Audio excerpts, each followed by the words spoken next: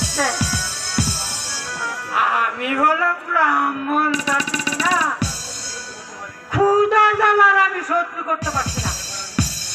এখন আমি যে কি করব না, কোনো উপায় নেই।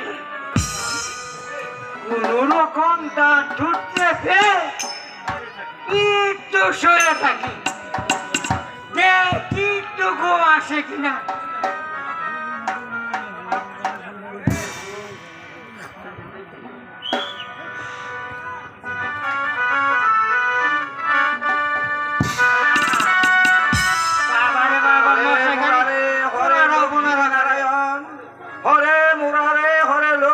নারায়ণ,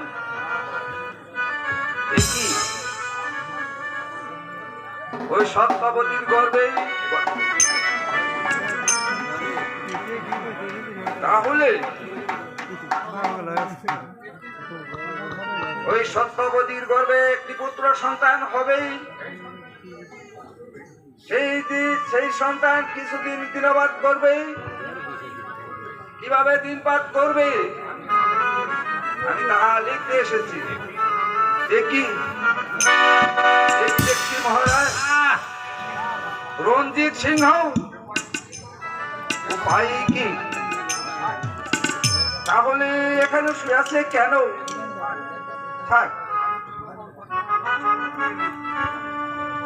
আমি কোন রকম সত্যবানের ঘরে প্রবেশ করে নি। মহারাজ দেখতে পেলেই আরো বিপদ হবে।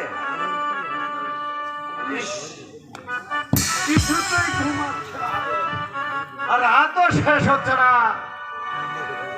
এখন আমি কি যে করবো আমি ভেবে পারছি না।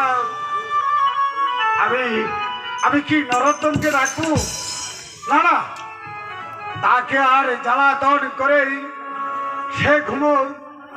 আমি না হয় একটু জেগে জেগে দেখি আজকে রাতটা কাটিয়ে যাই, তারপর যে আমি আমার প্রাসাদে ফিরে যাব। আমার কাজটা শেষ করলাম। সত্যবানের পুত্র ভাগ্যবান হবেই, শিশুকালে অনেক কষ্ট পাবে, ওই সাগর তলে ভেসে যাবে, কিন্তু মৃত্যু হবে না। সে 20 বছর পর্বে রাজা হবে, ওই অজয় রাজার কন্যা সহিত বিবাহ হবে।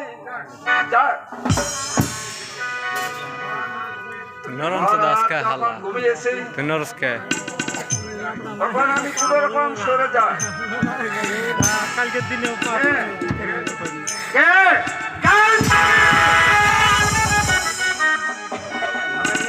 আমি মানে ওই বিধাতার আজ্ঞা বাবা, ওই সত্যবানের ঘরে আমি আমার খুব একটু প্রয়োজন ছিল। কিসের প্রয়োজন ছিল তোমার? ওই সত্যবতী গর্বে একটি